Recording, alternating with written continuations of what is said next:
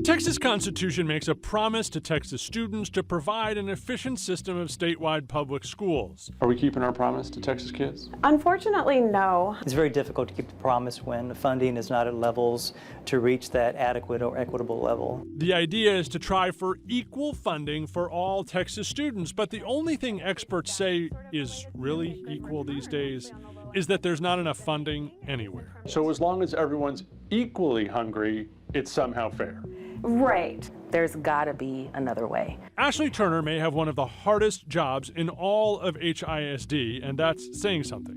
It's her job to convince state lawmakers the education system needs change today. 2 years ago, a state judge said Texas was barely doing enough to fund our schools. So in response, lawmakers boldly agreed to study the issue. How many times have lawmakers studied school finance and said, it's probably not working the way it is? I can't even count. Have they ever come up with a different result? No. This weekend, Texas Governor Greg Abbott said the state needs to spend more on schools, and yet at the very same time, his education agency asked for $1.5 billion fewer dollars. It doesn't make sense, and the blame almost always goes to a formula written in 1984 and only made more confusing since. It's unfair that a child born in the 2000s is educated off a system that was created when I was born 34 years ago.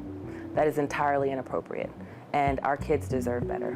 While Houston ISD pays hundreds of millions of dollars into the state's Robin Hood system, La Jolla ISD gets money from it. La Jolla has better paid, more experienced teachers than HISD, smaller class sizes, graduates a larger percentage of students, and La Jolla has one more thing: a new water park, and a planetarium, and a natatorium, and it cost $20 million.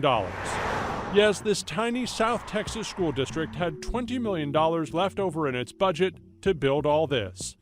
La Jolla gets 75% of its school funding straight from the state of Texas.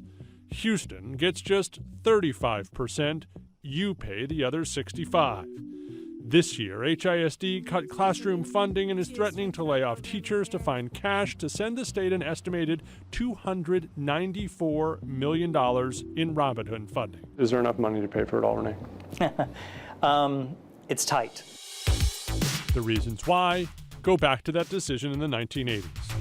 The decade gave us big hair, charm bracelets, MTV, all totally awesome, we used to say. And in Houston's classroom, the state gave Texas students a fancy new formula to ensure every child, no matter his or her economic situation, would get a great education. So that kids in River Oaks and kids on the border in South Texas both have sort of a basic education. Exactly. Chandra Villarreal studies public education at the Center for Public Policy Priorities.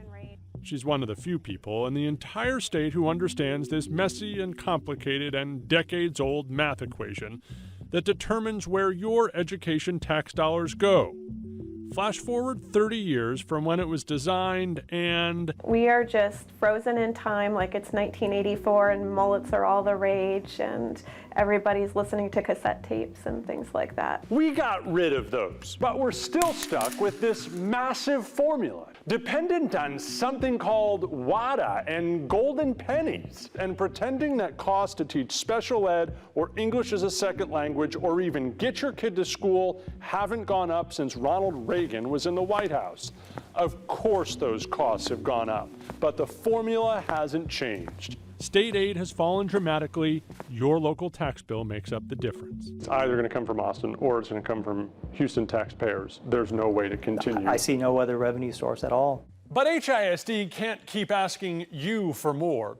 Even if they raise taxes as high as they're legally allowed to, it would bring in just $233 million more dollars. But because of the formula and Robin Hood, nearly 50% of it would go straight from HISD to Austin, so it could give it away to some other school district. La Jolla ISD, by the way, the Water Park School District, didn't want to talk to us for this report.